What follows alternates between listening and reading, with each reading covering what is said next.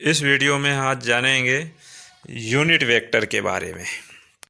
इससे पहले हम देखेंगे किसी भी वेक्टर और उसी में उसका डॉट प्रोडक्ट उसके मॉड के स्क्वायर के बराबर होता है। यदि कोई वेक्टर ए है तो इसका यूनिट वेक्टर ए कैप से प्रकट किया जाएगा। ए कैप बराबर होता है ए अपान मॉड ए, जहाँ पर ए कोई वेक्टर है।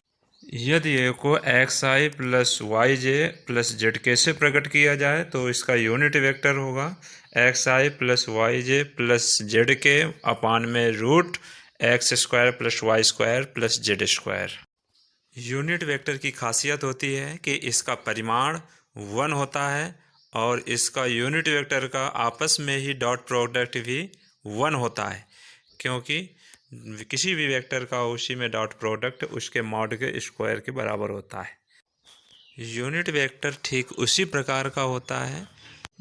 Unit length, unit current, unit mass आदि। उदाहरण के तौर पर देखें तो जैसे एकांक लंबाई की रस्सी की वजन अगर 200 ग्राम है तो 10 मीटर रस्सी की लंबाई का वजन कितना होगा। इसी प्रकार से डायरेक्शन को भी हम यूनिटी के रूप में तोड़ते हैं और उसी डायरेक्शन को यूनिटी डायरेक्शन को कहते हैं हम यूनिट वेक्टर। और उस राशि के संपूर्ण माप को निकालने के लिए हम किसी भी राशि के परिमाण और उसके यूनिट डायरेक्शन का मल्टीपल करके हम उस राशि का संपूर्ण सदिश रूप ज्ञात कर सकते हैं। दिए गए चित्र में जैसे कि हम मूल बिंदु से कोई व्यक्ति खड़ा हो तो उसके विभिन्न डायरेक्शन में ये लाइन पड़ सकती है। जो लाइन है तो उदाहरणतः हम वाई अक्ष को उत्तर की दिशा और एक्स अक्ष को धनात्मक जो दिशा है उसको पूर्व की दिशा माने। तो जैसे जैसे हम उत्तर से पूर्व की ओर मुड़ेंगे धीरे धीरे, वैसे उसकी विभिन्न स्थितियों पर रेखा की लंबाई बढ़ती जाएगी। जैसे कि हमने पहले जिस प्रकार से हमने एक रस्सी के लिए देखा कि प्रति एकांक लंबाई के लिए मान 200 ग्राम था और जैसे जैसे उसकी लंबाई बढ़ती जाएगी वैसे वैसे उसका परिमाण बदलता जाएगा, उसका मान बदलता जाएगा। इसी प्रकार से यदि हम रेखा के बारे में देखें तो जैसे जैसे उत्तर से पूर्व की ओर हम दिशा बदलते जाएंगे तो रेखा की लंबाई बदलती जाएगी। तो रेखा के परिमाण जो प्रति यूनिट वेक्टर पर स्थापित होगी तो उसमें हम डायरेक्शन का मान जितना हो जाएगा उसका मल्टीपल कर देंगे, अर्थात यूनिट वेक्टर से मल्टीपल कर देंगे तो रेखा का सदिश रूप मान प्राप्त हो जाएगा। हम देखेंगे कुछ पीजीटी, टीजीटी एवं इंटरमीडिएट से संबंधित यूनिट वेक्टर के कुछ क्वेश्चन। फर्स्ट क्वेश्चन है वेक्टर ए और वेक्टर बी यूनिट वेक्टर हैं तो और a इंटू बी बराबर कॉस थीटा, तो a प्लस बी का मॉड निकालना है। तो आंसर हमें ऑप्शन के रूप में दिए गए हैं ए बी सी डी करके। तो हमें इसे सॉल्व करने के लिए सबसे पहले हमें a प्लस बी का होल स्क्वायर खोलना होगा। तो a प्लस बी का होल स्क्वायर करेंगे तो आ जाएगा मॉड a का स्क्वायर प्लस मॉड b का square plus 2a into B. Mod a का स्क्वायर आने का कारण है कि वेक्टर्स का जो डॉट प्रोडक्ट होता है उसी वेक्टर में तो उसका मॉड स्क्वायर के बराबर होता है, पहले चर्चा कर चुके हैं। इसी कारण से मॉड a का स्क्वायर प्लस मॉड b का स्क्वायर आएगा। और हम जानते हैं जो कि क्वेश्चन में दिया गया है और a और b ये भी यूनिट वेक्टर हैं तो इनका मान 1 1 होगा। तो रखेंगे मान तो a प्लस बी का होल स्क्वायर बराबर आ जाएगा 1 plus 1 plus 2 a into B होता है हमारा mod a into B cos theta के बराबर। तो मॉड a मॉड b का मान हो जाएगा 1 1, तो 1 कॉस थीटा रहेगा केवल, तो इस वजह से ये 2 कॉस थीटा आ जाएगा। तो आएगा हमारा सॉल्व करने पर मान 2 प्लस 2 कॉस थीटा तो 2 कॉमन करके हम इसे हाफ एंगल के रूप में तोड़ेंगे तो आंसर आ जाएगा 4 cos स्क्वायर थीटा बाई 2। तो स्क्वायर उस तरफ भेज देंगे तो हमारा a प्लस बी का मॉड बराबर आ जाएगा 2 cos theta by 2। Answer C सही होगा।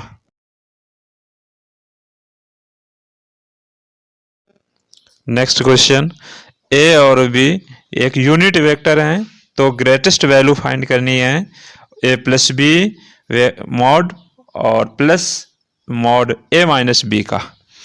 ऑप्शन दिए गए हैं 2, 4, √2 एंड √2। तो इसे सोल्व करने के लिए हमें सबसे पहले ए प्लस बी मॉड का होल स्क्वायर खोलेंगे और ए माइनस बी के मॉड का स्क्वायर मान निकालेंगे। फिर उनकी सहायता से हम ए प्लस बी मॉड का मान निकालेंगे और ए माइनस बी का मॉड का मान निकालेंगे और इसमें रखेंगे और देखेंगे क्या आंसर प्राप्त होता है। तो मॉड ए प्लस बी का होल स्क्वायर सूत्र खुलेगा तो आ जाएगा mod A square plus mod B square plus 2 A into B. तो इसमें 2 इंटू बी जो आ रहा है इसकी जगह पे हो जाएगा हमारा mod A into mod B cos theta. और चूंकि हम जानते हैं कि ए और बी यूनिट वेक्टर है इसलिए मॉड ए और मॉड बी का मान 1 होगा, इसलिए ए इंटू बी की जगह ओनली कॉस थीटा आएगा।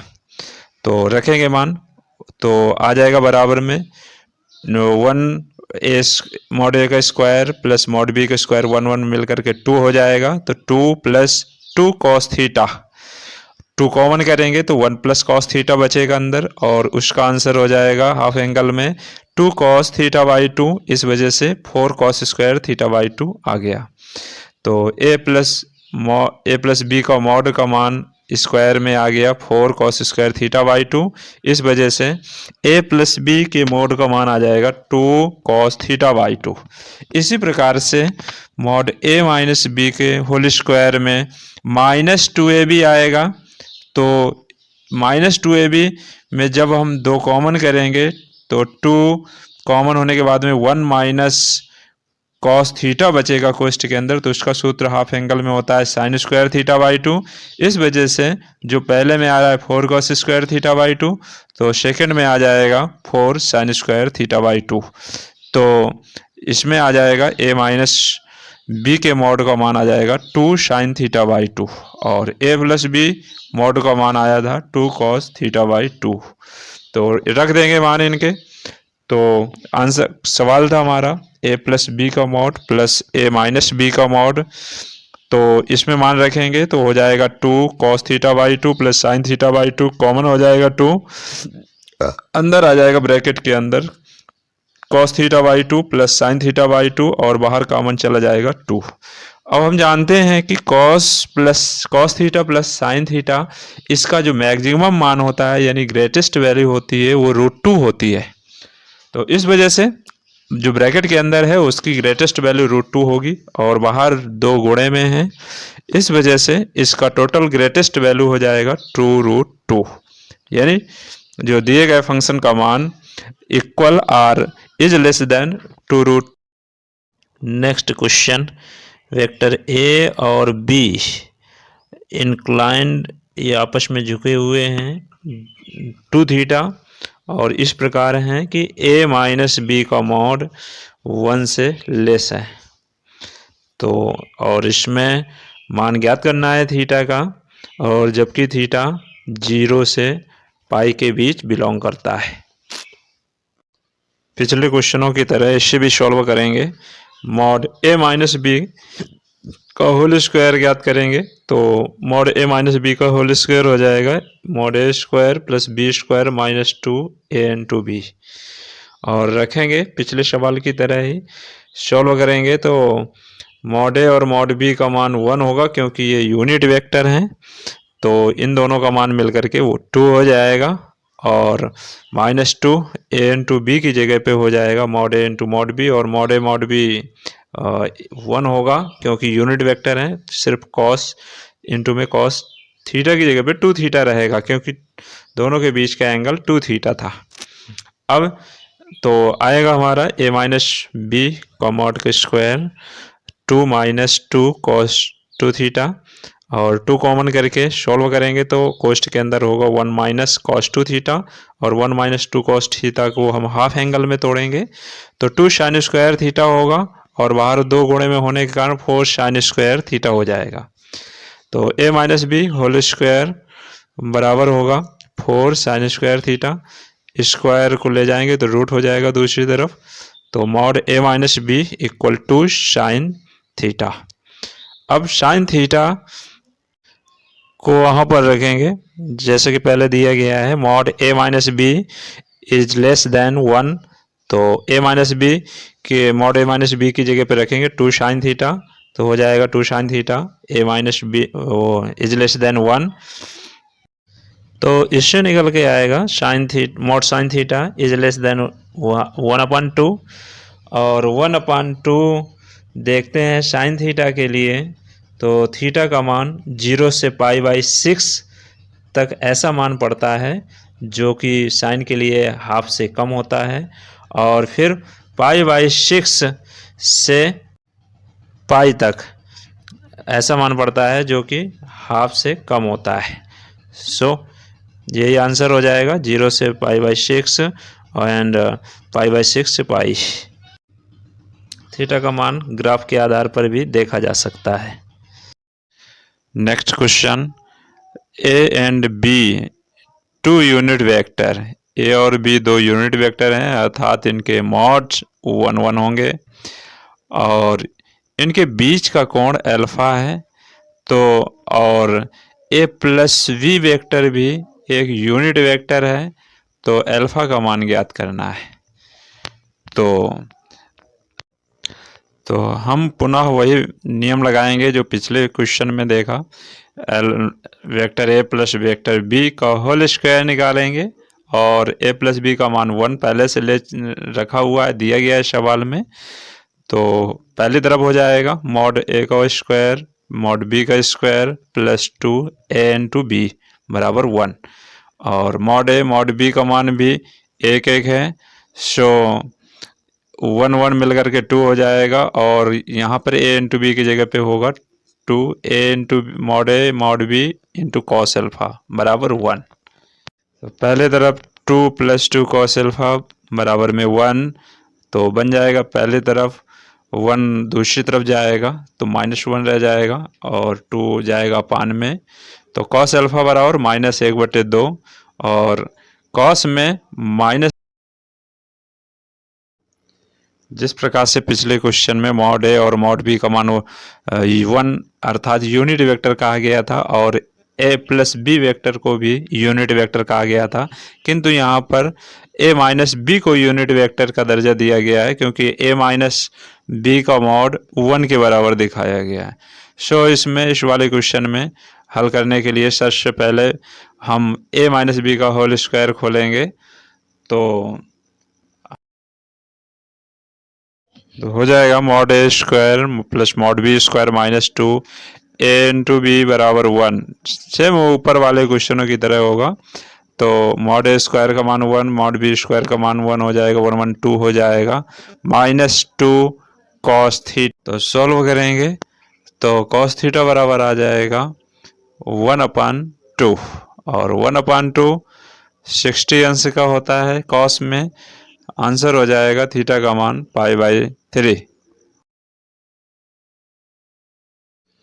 Next question 6, A vector A and vector B, ये दोनों वेक्टर एक 60 अंश के कोण पर एक दूसरे से झुके हुए हैं, अर्थात 60 अंश का कोण बना रहे हैं, और इनके मॉड ए और मॉड बी का मान 2 है, तो हमें ज्ञात करना है कि वेक्टर ए और वेक्टर ए प्लस बी के बीच कितने अंश का कोण होगा।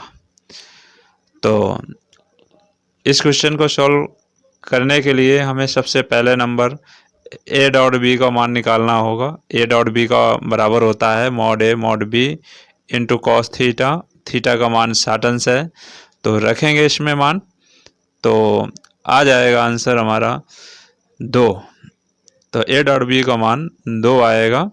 और फिर इसके बाद हम जैसे कि पिछले सवालों में हम a प्लस बी का होल स्क्वायर का मान निकालते रहे हैं, यहाँ पर भी a प्लस बी के मॉड का स्क्वायर निकालेंगे तो आ जाएगा हमारा a प्लस बी के A square plus B square plus 2 a dot B.